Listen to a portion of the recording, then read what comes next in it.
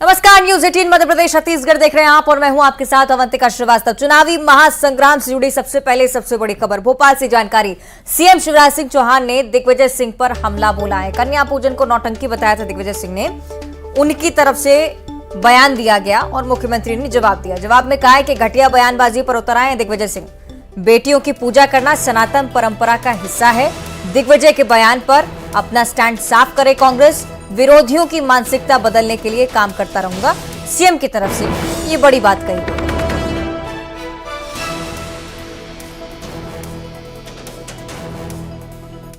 Sir, कल आपने नवमी में कन्या पूजन किया था, उसको लेकर दिग्विजय सिंह जी ने नौटंकी कहा है।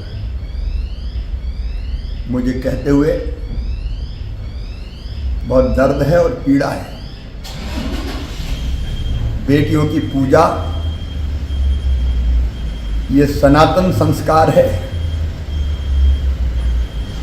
और पूरा देश कल बेटियों की पूजा कर रहा था। बेटियों के पांव पखारे जा रहे थे, कन्या भोज किए जा रहे थे। मैंने भी बेटियों की पूजा की। हाँ, मैं तो रोज बेटियों की पूजा करता हूं, लेकिन बेटियों की पूजा को आप नाटक नौटंकी कहते हैं। आप जैसी घटिया सोच वाले बेटी की पूजा और बेटियों का सम्मान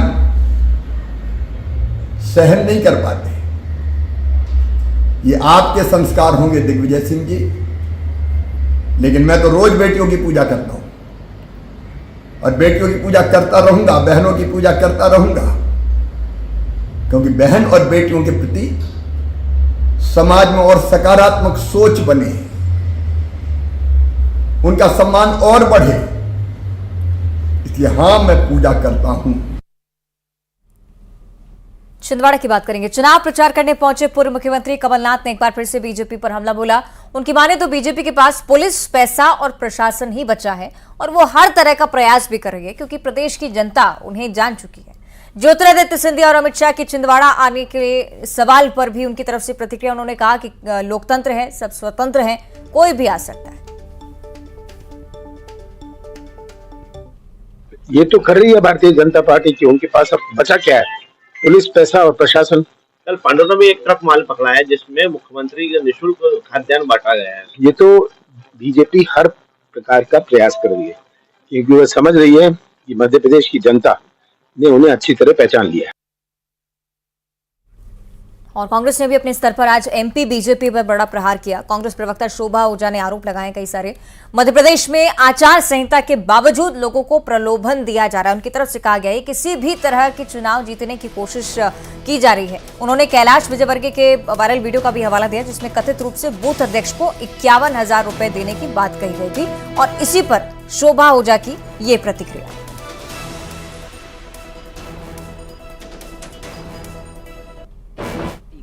उसमें साफ तौर पर जो मध्य प्रदेश के ट्रांसपोर्ट और रेवेन्यू मिनिस्टर हैं और सुर्खी से एमएलए हैं गोविंद सिंह राजपूत, वो उस वीडियो में अपने कार्यकर्ताओं को कह रहे हैं कि जिन बूथ पे भारतीय जनता पार्टी को ज्यादा वोट दिलाएंगे उन बूथ प्रभारियों को वो 25-25 लाख रुपए देंगे। मध्य प्रदेश में चुनाव चल रहा है, मॉडल कोड ऑफ कॉन्डक्ट लगा हुआ है, उसके बावजूद लगातार भारतीय जनता पार्टी के नेता, जो कि साफ तौर पे समझ रहे हैं कि वो चुनाव बुरी तरह से हारने वाले हैं, वो लोगों को प्रलोभन दे रहे हैं, अपने कार्यकर्ताओं के माध्यम से प्रलोभन दे रहे हैं। इंदौर की ओर कर लेते हैं। कैलाश विजयवर्गीय ने कांग्रेस पर तंज कसा है। सपा कांग्रेस विवाद, जिसे लेकर सियासत मध्य प्रदेश में लगातार बढ़ती जा रही है। भाजपा के राष्ट्रीय महासचिव और प्रत्याशी कैलाश विजयवर्गीय, उनकी तरफ से बयान। सपा द्वारा मध्य प्रदेश में प्रत्याशी उतारने पर कहा है कि कांग्रेस ने कभी भी अपने सहयोगियों को सम्मान नहीं दिया।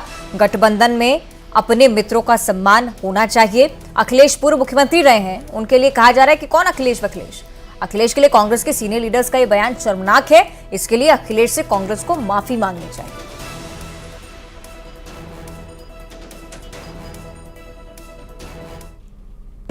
देखिए, विजयादशमी के पावन पर्व पर मैं सभी को बधाई देता हूँ, शुभकामनाएं देता हूँ। समाज में जो भी बुराई हो, चाहे नशा हो, चाहे भारत माता को लोग गाली देते हैं, ऐसे सब लोगों को इस वर्ष में सबक देना है। और ये सबक देने का प्रजातंत्र में तरीका यही है कि विधानसभा के चुनाव है, लोकसभा के चुनाव है, वे सब लोग जो देश विरोधी गतिविधियों में संलग्न और उनका समर्थन करते हैं और राजनीति में वोट मांगने जाते हैं, जनता को उनका विरोध करना चाहिए और राष्ट्रवादी पार्टियों का समर्थन करना चाहिए। 3 नंबर विधानसभा क्षेत्र में कांग्रेस के दोनों भाई आपस में झगड़ रहे हैं चुनाव के टिकट को लेकर। पिंटू को मिल गया तो अश्विन विरोध कर रहे हैं। देखिए, इसके बारे में कोई टिप्पणी नहीं करूँगा, बाकी ये भी एक संस्कार होते हैं परिवार के, शायद इस प्रकार की घटना नहीं होना चाहिए। सपा में अखिलेश जो है अपने सब कुछ ठीक नहीं चल रहा है कि इंडी गठबंधन में वो एक थे, लेकिन मध्य प्रदेश में अपने कैंडिडेट उतार रहे हैं। देखिए, कांग्रेस ने कभी भी अपने सहयोगियों को सम्मान नहीं दिया और अपने लिए सम्मान के लिए हमेशा बात की है। वास्तव में गठबंधन में अपने मित्रों को सम्मान देना चाहिए। पर कमलनाथ जी का ये बयान कि कौन अखिलेश वखिलेश, ये बहुत ही पीड़ादायक बयान था उनका किसी भी राजनेता के लिए। वो भी भूतपूर्व मुख्यमंत्री रहे अखिलेश, कोई छोटे मोटे नेता तो है नहीं, पर उनके लिए कांग्रेस के सीनियर लीडर का इस प्रकार का बयान शर्मनाक है। मैं समझता हूं कि उन्हें इस बात के लिए माफ़ी भी मांगना चाहिए अखिलेश। और महासंग्राम से जुड़ी एक और बड़ी जानकारी, डिप्टी कलेक्टर निशा बांगरे का इस्तीफा आज मंजूर हो चुका है। लंबे विवाद के बाद सामान्य प्रशासन विभाग की तरफ से मंजूरी उनके इस्तीफे को। जनरल एडमिनिस्ट्रेशन डिपार्टमेंट, जिसके आदेश में कहा गया, निशा बांगरे डिप्टी कलेक्टर जिला छतरपुर ने त्यागपत्र स्वीकार किए जाने का निवेदन किया था। कोर्ट ने सरकार को इस्तीफे पर फैसला जल्द लेने के निर्देश दिए थे। बैतूल के आमला से प्रत्याशी बदल भी सकती है अब कांग्रेस, इस प्रकार की भी जानकारी है। निशा बांगरे का इस्तीफा स्वीकार नहीं होने के कारण देर रात कांग्रेस ने आमला से प्रत्याशी का नाम घोषित किया, लेकिन अब ऐसी संभावनाएं बनती हुई नजर आ रही हैं कि निशा बांगरे का इस्तीफा चूंकि मंजूर हो चुका है, हो सकता है कि आमला से कांग्रेस का प्रत्याशी अब कोई और हो।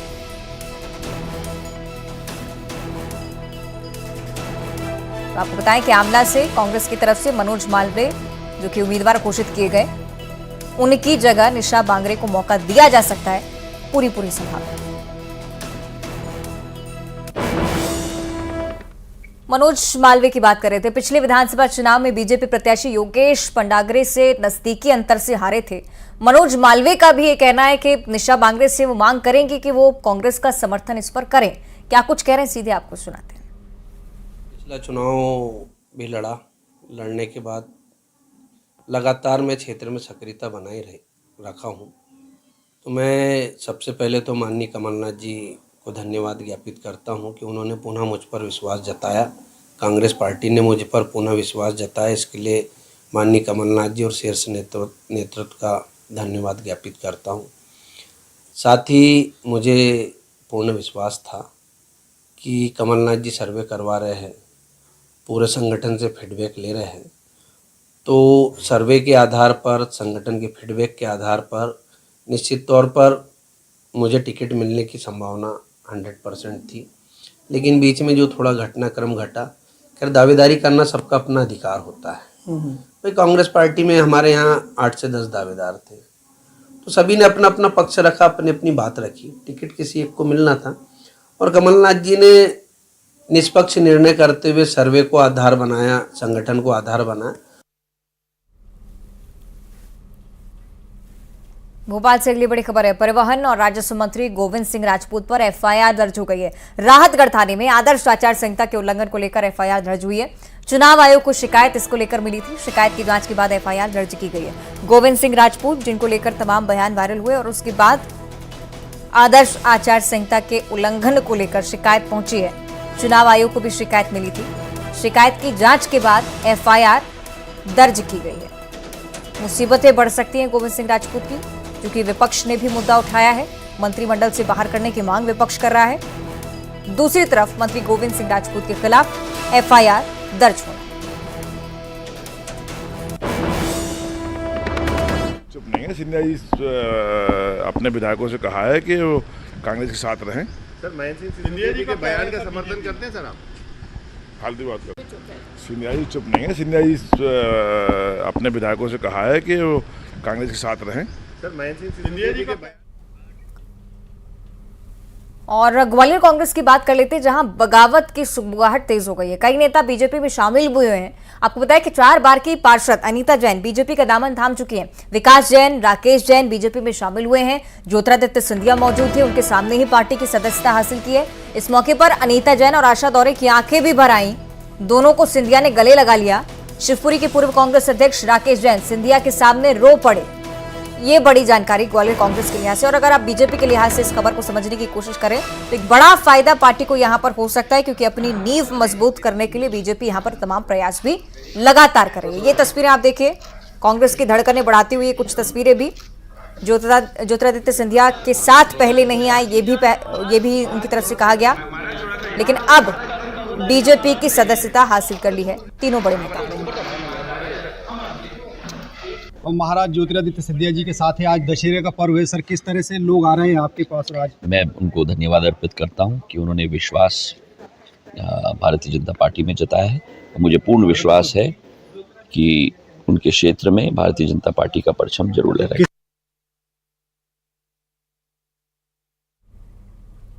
और अब छतरपुर की ओर आपको लिए चलते हैं। कांग्रेस प्रत्याशी का विरोध यहां पर हो रहा है। बिजावर सीट की बात करें, प्रत्याशी का ही विरोध कांग्रेस के कार्यकर्ता कर रहे हैं। चरण सिंह यादव, जिनके खिलाफ प्रदर्शन की प्रक्रिया लगातार चल रही है, जिला कार्यालय में विरोध के पोस्टर्स चस्पा किए गए। चरण सिंह को बाहरी प्रत्याशी करार दिया गया और इसी के चलते स्थानीय प्रत्याशी को टिकट देने की मांग कांग्रेस के कार्यकर्ता लगातार करते आ रहे हैं। ये जो सिलसिला है, ये सिर्फ छतरपुर में नहीं है, ग्वालियर में भी इसकी सुगबुगाहट, भोपाल में भी कुछ अंश इसके। बिजावर सीट से प्रत्याशी का विरोध यहां पर भी चल रहा है। चरण सिंह यादव बाहरी प्रत्याशी होने का आरोप इन पर। जिला कार्यालय में विरोध के लिए पोस्टर लगाए गए, प्रत्याशी बदलने की मांग लगातार की जा रही है। सही कि नरेंद्र परमार हमारे साथ जुड़ रहे हैं। नरेंद्र, जरा स्थिति यहां पर समझाइएगा, किस प्रकार का विरोध, क्या कह रहे हैं कार्यकर्ता? नरेंद्र, मेरी आवाज पहुंच रही है आप तक?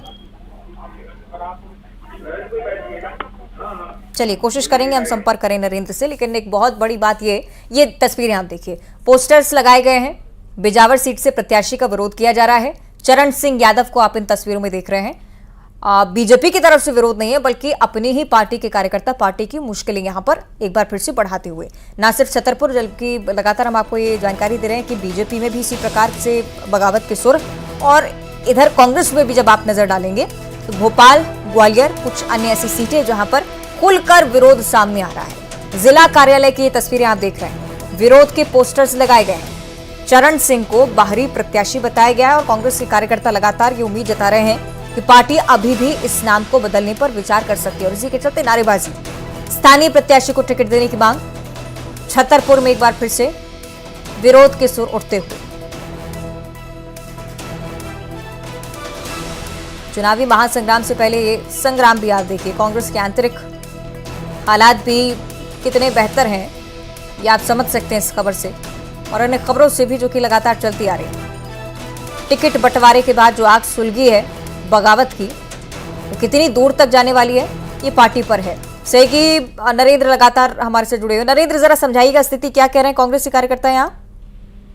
देखिए अवंतिका, ऐसा है, छतरपुर जिले की जो बिजावर विधानसभा सीट है, यहाँ पर कांग्रेस पार्टी ने चरण सिंह यादव को अपना प्रत्याशी बनाया है, और प्रत्याशी बनने के बाद लगातार यहाँ पर जो कांग्रेस पार्टी के कार्यकर्ता हैं और जो यहाँ के जो दावेदार थे, उनके जो समर्थक हैं, वो लगातार विरोध कर रहे हैं, क्योंकि ऐसा आरोप लगाया जाता है कि चरण सिंह यादव जो है वो उत्तर प्रदेश के रहने वाले हैं और उनको बिजावर विधानसभा सीट से प्रत्याशी बनाया गया है, और जो स्थानीय प्रत्याशी थे, जो दावेदार थे, उनको दरकिनार पार्टी द्वारा किया गया है। तो लगातार विरोध के स्वर यहाँ पर दिखाई दे रहे हैं। जो कांग्रेस कार्यालय है, कांग्रेस पार्टी का जो जिला का मुख्यालय है, यहाँ पर चरण सिंह यादव के पोस्टर लगाकर उन पर क्रॉस लगाया गया है। साथ ही उनकी तस्वीर के ऊपर पोस्टर पर कालक भी चेहरे पे पोती गई है। तो कुल मिलाकर ये स्पष्ट रूप से देखा जा सकता है कि, और साथ में पोस्टर में लिखा है कि प्रियंका गांधी से मांग की गई है कि यहाँ पर क्षेत्रीय प्रत्याशी को और स्थानीय प्रत्याशी को यहाँ पर टिकट दिया जाए, ताकि पार्टी यहाँ पर किसी भी तरह से विजय हासिल कर सके। लेकिन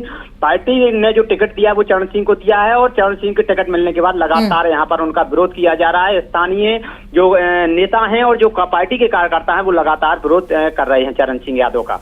चलिए देखने वाली बात कि कांग्रेस इससे किस तरह से निपटती है। बहुत शुक्रिया आपका नरेंद्र जानकारी के लिए।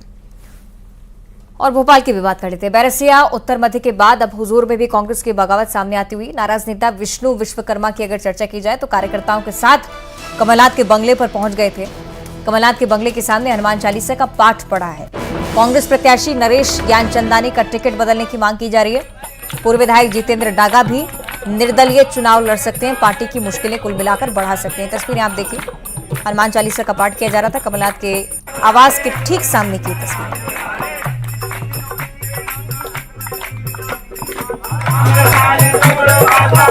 कांग्रेस में टिकटों के ऐलान के बाद से ही विरोध के सुर तेज हैं। बीते 2 दिनों में 3 दिनों में यदि हम बात करें तो कांग्रेस में टिकट वितरण के बाद कमलनाथ के निवास के बाहर नाराज कार्यकर्ता लगातार अपनी नाराजगी जताने का काम कर रहे हैं। कहीं शीर्षासन किया जा रहा है, कहीं चरणासन किया जा रहा है, लेकिन अब कमलनाथ के निवास के बाहर हनुमान चालीसा का पाठ करके अपना विरोध जताने का काम जो नाराज कार्यकर्ता हैं वो करने का काम कर रहे हैं। हुजूर विधानसभा सीट पर कांग्रेस की तरफ से नरेश ज्ञानचंदानी को उम्मीदवार बनाया गया है और उसी उम्मीदवार के विरोध में अब जो यहाँ पर जो कार्यकर्ता हैं, चरण सेवक के जो कार्यकर्ता हैं, वो यहाँ पर हनुमान चालीसा का पाठ करने के लिए बैठे। तो धुन रमी हुई है हनुमान चालीसा की।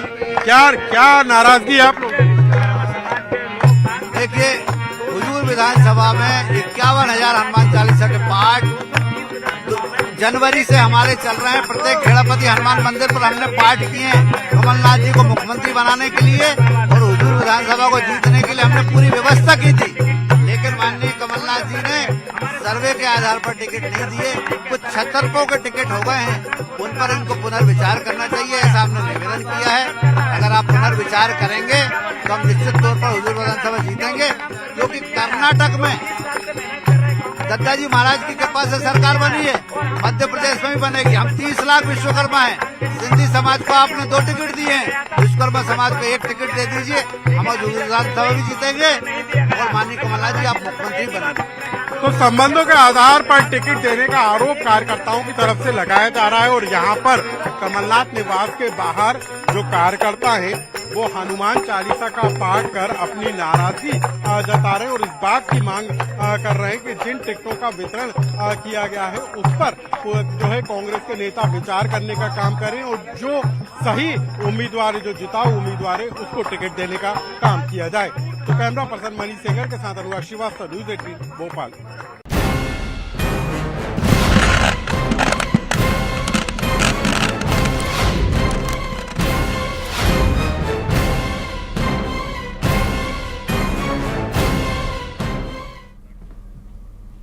और विजयदशमी के त्योहार को लेकर जानकारी आपको दे, चारों ओर उत्साह नजर आ रहा है। शाम को रावण दहन होना है। भोपाल में भी कई जगहों पर दशानन के छोटे बड़े पुतले जलाए जाएंगे। लोग आयोजन की तैयारियों में लगातार जुटे हुए हैं।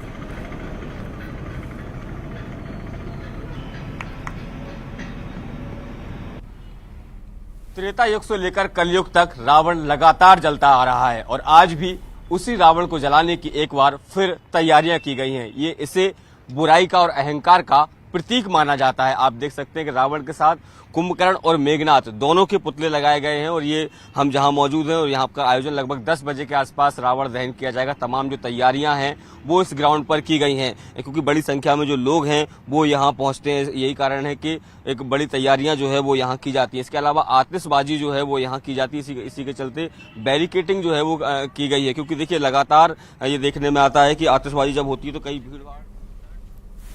और आइए अब देखते हैं 25 सेकंड में खबर।